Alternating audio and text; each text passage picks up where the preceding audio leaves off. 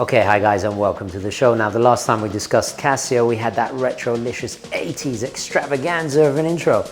Well, today, it's the 90s.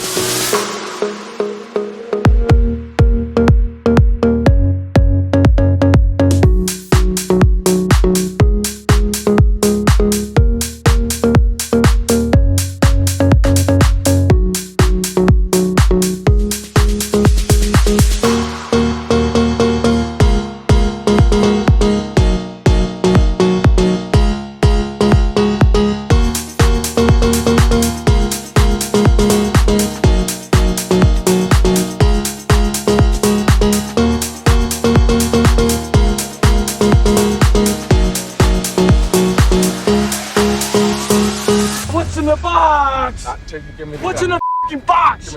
Take it easy, Brad. It's only a Casio. So a few weeks ago, I received a comment from quite a concerned Gentry viewer. Concerned that I was not going to cover affordable watches anymore because of all this talk and reviews of Zeniths and Grand Seikos and my next Grail watch and tourbillons and all the rest of it. And I totally understand, but fear not, I will always cover watches of all price ranges. Some of my favorite watches of all time cost less than $100. So I thought I'd challenge myself to see if I could find the best analog non-digital watch under $100. And actually what I came up with barely costs 20. Oh, and I almost forgot, wristwatch check. Nivada Grenchen F77. I'm gonna do another video on this very soon. When one thinks of analog and super affordable watches, it's hard not to choose Casio. Many will instantly say Casio Duro. In fact, I can imagine a lot of you typing this into the comments as I narrate these words. The watch, famous by Bill Gates wearing it, also favoured and used by actual divers with its 200-meter water resistance, along with its classically styled Submariner-esque looks, is now available in lots of fun new colourways. But at 3 times the price of today's Casio, the MRW collection certainly beats it in terms of value. So this is my contender for the best non-digital analog watch under 30 bucks. In fact, it cost me $23.15. I bought it off Amazon. MRW-200H-1EVDF. Catchy name, right? So for the sake of saving some time, especially in editing, uploading and all the rest of it, I'm just going to refer to it as the MRW going forward. However, if you can think of a nickname, please do put your suggestions. The MRW follows the design language of a classic diver, but realised in a matte black plastic resin form, resulting in a very tactical look that makes me actually think of the Tag Heuer 1000 in the living daylights. Incidentally, if you do fancy yourself as a bit of a James Bond on a budget, there's always the inverted white dial variant. Complete with a friction-based bidirectional timing bezel, it has just the right amount of play, perfect for the timing of boiling pasta, cardio, and so on. Just don't depend your life on it and go diving with it. The brutalist retro-futuristic angular shapes are straight out of Total Recall, the original Verhoeven classic that is. The result is a watch deliberately highly ergonomic. The dial is your prototypical Submariner layout, utilizing arrows and circles for clearly defined orientation, as well as packing an ultra-useful day-date complication at the 3 o'clock, another advantage over the Duro. It even has an SKX-style sloped chaptering. The choice of subdued gilt printing in this first-gen version gives a cool nod to the vintage divers and works well with the recessed gilt-filled graduations on the bezel. The handset completes the proceedings with an easy-to-differentiate distinctive shapes that remind me of early pioneering citizen professional divers of the late 1980s, like the Aqualand, for example. Inside is a very basic Japanese-made Miyota caliber 5125, and there's not really much to talk about here, except to know that it has a 3-year battery life, quick set, and an exceptional accuracy of about plus 20 seconds per month. You can even hack the movement to save battery life. Just make sure you store it in a very dry place.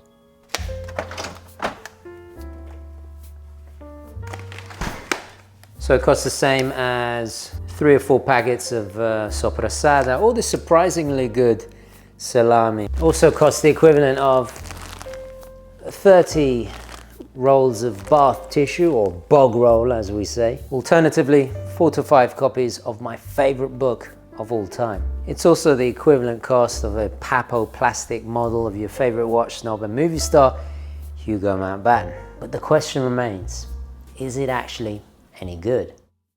Hail to the king, baby.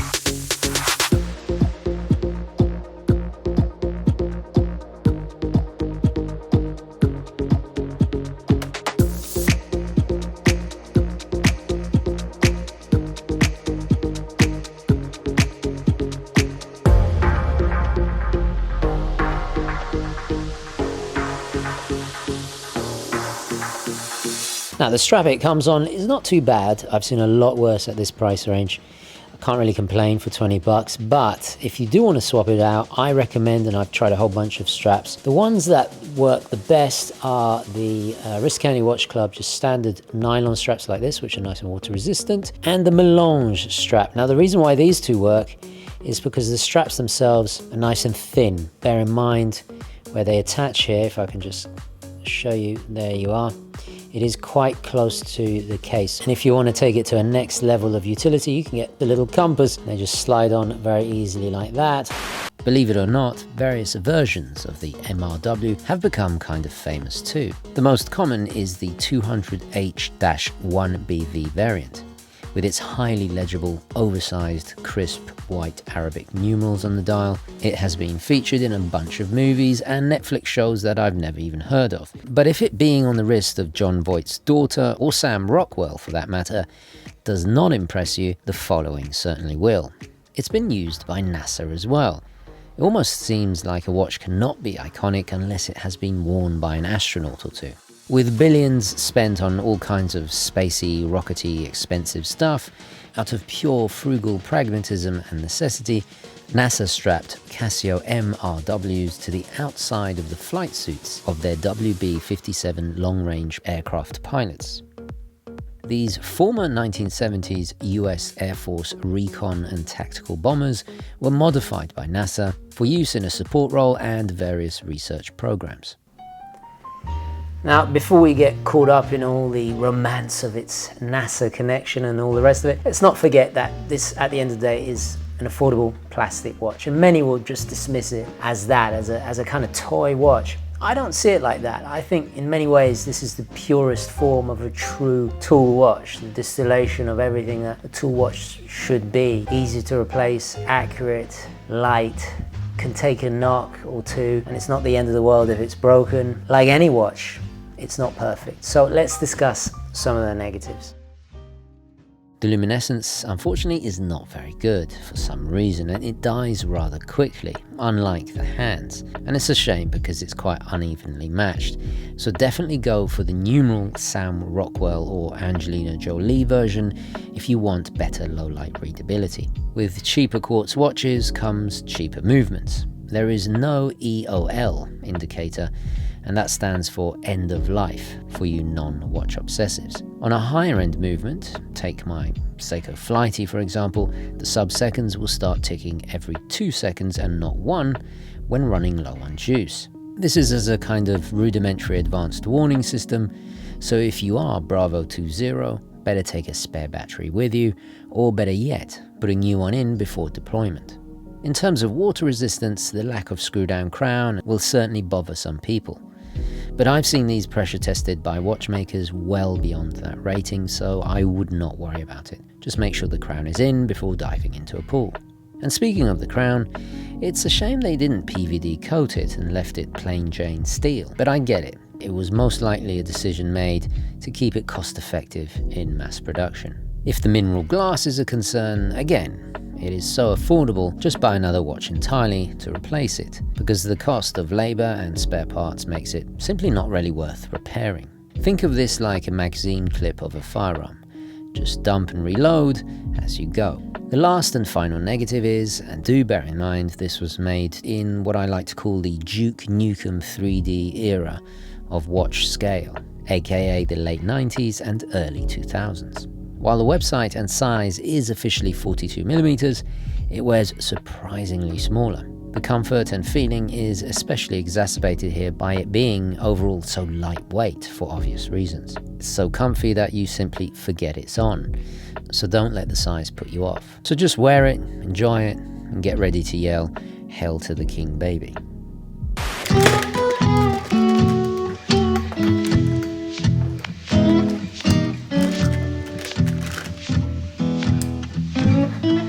And you know what? If you don't like this version, there is a whole plethora now available. With the success of the original MRW, Casio expanded the line. Full steel versions now. There's a patronizingly pink version for the ladies. And what else? So many different dial variations. Oh, and colors as well. Very cool indeed. At the end of the day, why Casio and not some other brand? Well, with Casio, as much as some watch snobs do look down on them, nobody can deny they are a horological powerhouse with many world firsts to their name, as well as proprietary technology under their belt and remaining a top player when it comes to watches, second only to smartwatches in terms of sales. But just because it's cheap, in big giant quote marks, hence why I prefer affordable, does not mean it must not have heritage, brand prestige, intelligent design, and maybe a little bit of style. And I wouldn't be surprised if you saw the MRW with a collection of luxury heavyweights as a beta watch, aka orologi di battaglia, holding its own next to the big boys with no shame for what it is. Pure class for the money. So there we have it, guys. Let me know your thoughts on this watch and your nominations on the best affordable non-digital analog watches in this price range. I'd love to hear that. Thank you so much for watching. Please don't forget to like this video, especially if you want to see more free and independent content like this. Onwards and upwards. I'll catch you in the next one. Ciao.